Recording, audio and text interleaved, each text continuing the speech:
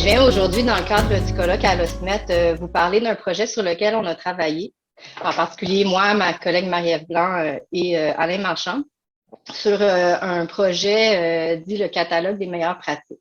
Alors, qu'est-ce que c'est que le catalogue des meilleures pratiques? C'est ce qu'on va voir un peu plus en détail au cours des prochaines minutes. Et plus concrètement, je vais répondre à 4 grandes questions. Donc, qu'est-ce que c'est que le catalogue des meilleures pratiques? Comment est-ce qu'il est construit? Qu'est-ce qu'il en ressort? Et pour terminer, qu'est-ce qu'on en retient? Alors, pour commencer, qu'est-ce que c'est?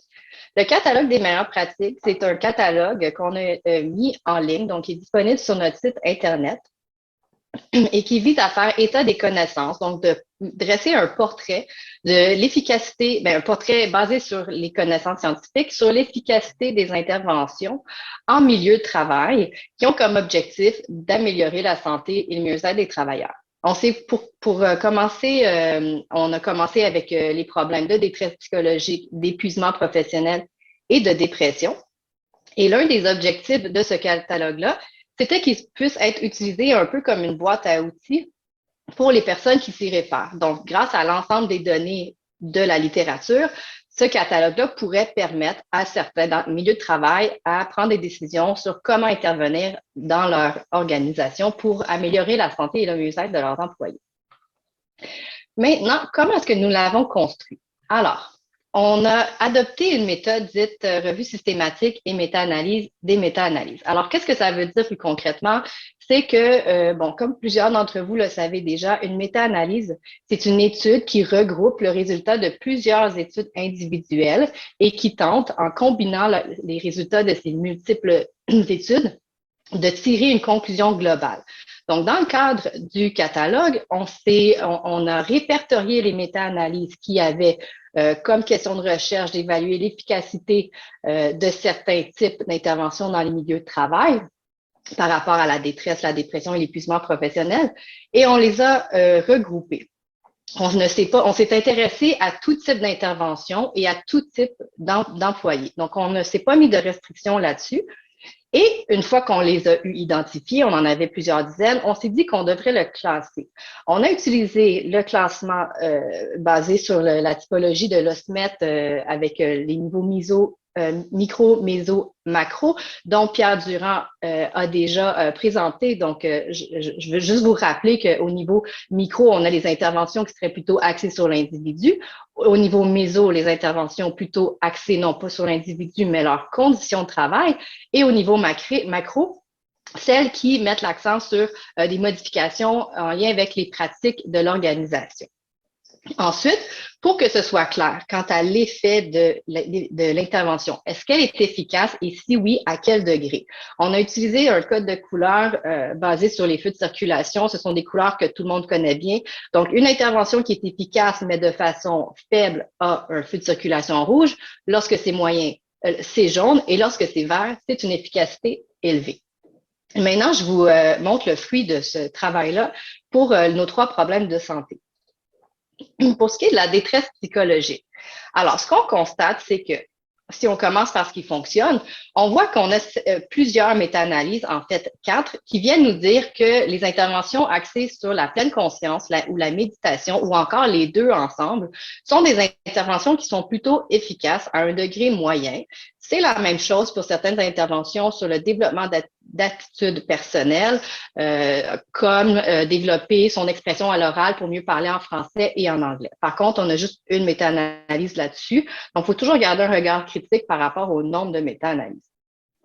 Pour ce qui est des thérapies cognitivo-comportementales, qu'elles soient données individuellement ou à travers des groupes de travail, travailleurs. Ce sont des interventions qui ont rapporté un effet significatif, mais qui demeurent toutefois faibles. Même chose pour les thérapies mettant l'accent ou utilisant les techniques de relaxation comme la respiration, le yoga.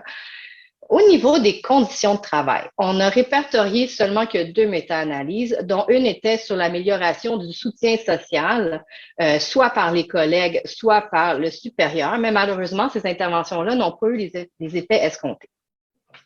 Pour ce qui est de l'épuisement professionnel maintenant, alors, ce qu'on constate, c'est certaines tendances qui continuent avec la détresse psychologique, en ce sens que les thérapies dites de thérapie cognitivo-comportementale ou encore mettant l'accent sur les techniques de pleine conscience de méditation sont très nombreuses dans la littérature. Ce sont clairement les types d'interventions qui sont les plus fréquentes. Elles continuent à démontrer pour l'épuisement professionnel une amélioration ou une diminution plutôt des symptômes de l'épuisement professionnel, comme pour la détresse, mais toujours à un degré plutôt faible. Même chose pour les thérapies ou les interventions plutôt axées sur le développement de compétences personnelles. Cette fois, pour l'épuisement, c'était plutôt des interventions axées, par exemple, sur la gestion des demandes. Comment est-ce qu'on peut prioriser certaines demandes? Donc, apprendre certaines compétences aux employés pour faire face à leur environnement de travail. Et une intervention qui est quand même intéressante dans le contexte pandémique dans lequel nous sommes, ce sont les interventions dites télésanté mentale, qui offrent un soutien moyen pour leur efficacité. Ces types d'interventions-là font appel à un certain contact humain, mais sont donnés à travers des technologies de l'information, donc à travers les tablettes, les téléphones intelligents, les ordinateurs, et peuvent, entre autres, faire des rappels avec des notifications, des messages textes, par exemple. Plusieurs autres interventions ont été relevées comme non significatives pour réduire les problèmes d'épuisement professionnel, autant au niveau de l'individu que des conditions d'organisation. Si on regarde celles qui ont eu lieu au niveau méso, donc on parle des interventions axées sur le soutien social, des collègues, des supérieurs, amélioration de la communication d'équipe, réorganisation au travail, ayant comme objectif de donner plus d'autonomie aux travailleurs ou d'améliorer leur soutien social. Oui, OK. On a entendu un bruit, c'est bon. Je vais revenir tout à l'heure un peu pour donner quelques pistes sur pourquoi ces interventions-là n'ont pas donné les effets souhaités. Et enfin, pour ce qui est de la dépression, encore une fois, on constate la tendance qui continue pour les thérapies cognitivo-comportementales, pleine conscience, méditation, qui sont encore une fois les plus nombreuses et qui, encore une fois, démontrent une efficacité, certes, mais plutôt faible. Et encore une fois, également, les thérapies axées sur les moyens de technologie qui nous permettent de faire des interventions à distance, entre autres celles qui sont axées sur la gestion du stress ou encore sur des résolutions de problèmes. Mais on a très peu de méta-analyse, c'est juste une pour chaque, donc on garde ça en tête également. Pour ce qui est des interventions qui n'ont pas fonctionné, au niveau de l'individu, les formations à la résilience ou la psychologie positive, donc les interventions sur lesquelles on met l'accent sur ce qui va bien plutôt que ce qui va mal, de parler des forces des travailleurs, parler d'utilisation de la résilience pour aider les employés à faire face à leurs défis, n'ont pas démontré d'efficacité significative pour réduire les problèmes de dépression. Et c'est la même chose pour une méta-analyse qui rapportait des interventions dans lesquelles les employés participaient à l'amélioration de leur environnement de travail. Donc, ils participaient à la mise en place des objectifs, des plans d'action pour améliorer leur environnement de travail, mais ça n'a pas été une intervention ayant démontré des résultats favorables. Donc, pour conclure, qu'est-ce qu'on retient de tout ce que je vous ai présenté ici? Alors, il y a plusieurs constats qu'on peut faire et là, je vais aller aux principaux.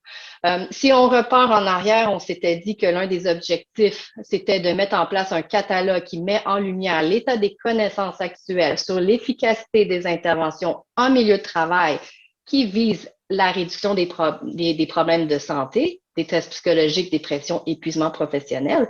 Et ce que ce travail-là nous a permis de voir, c'est que tout d'abord, il n'y a pas de recette miracle. Donc, il n'y a aucune intervention qui semble enrayer les problèmes. C'est pas surprenant étant donné que les problèmes de santé mentale sont des problèmes qui sont complexes. La présentation de M. Marchand nous l'a démontré, entre autres, avec les plusieurs facteurs qui sont susceptibles d'expliquer ces problèmes-là chez les employés. Deuxièmement, c'est qu'on constate une tendance forte vers le niveau micro, donc une tendance forte vers des interventions axées sur l'individu. On a plusieurs interventions là, qui sont significatives et qui démontrent clairement qu'elles sont efficaces, mais cette efficacité-là demeure relativement faible, un peu moyen modérée. Et il y a je devrais plutôt dire quelques-unes interventions au niveau méso-macro, donc au niveau des conditions de travail, au niveau des pratiques de gestion. Et celles qui ont été évaluées à ce jour n'ont pas démontré d'effets significatifs pour réduire les problèmes de santé mentale. Là, je veux faire une petite parenthèse ici parce que je pense que c'est important. Parce qu'on en a parlé, je ne suis pas la seule, dans les dernières présentations, entre autres Manon Poirier, Annie Landry, nous ont parlé de l'importance de s'attarder aux conditions, à l'environnement de travail, et pas seulement juste envers l'individu. Alors, pourquoi est-ce que ces interventions-là n'ont pas semblé fonctionner. Il y a plusieurs éléments de réponse et il y en a deux en particulier que je veux vous présenter.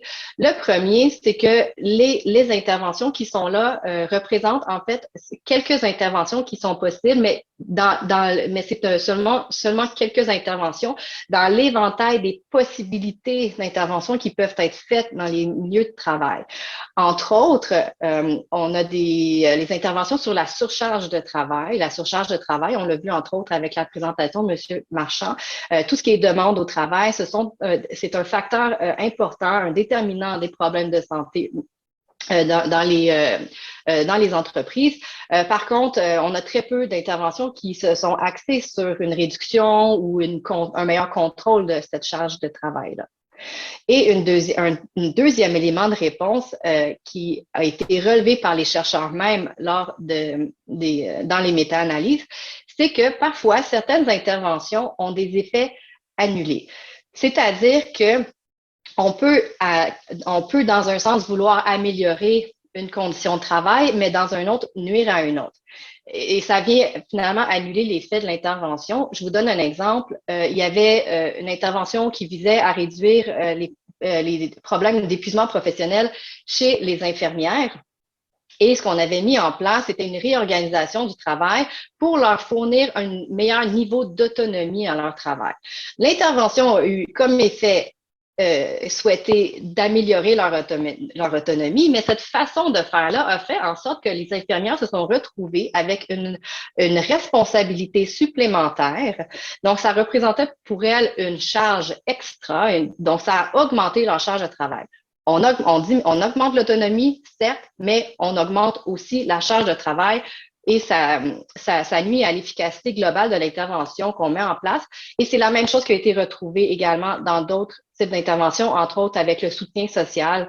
Par exemple, on mettait en place des groupes de travail dans lesquels les travailleurs pouvaient se rencontrer, s'entraider pour développer des outils, des compétences pour mieux gérer ou intervenir auprès des clients, mais les travailleurs faisant face à une surcharge de travail ont faiblement participé à la formation parce que cette formation-là, finalement, représentait une charge supplémentaire dans leur charge quotidienne.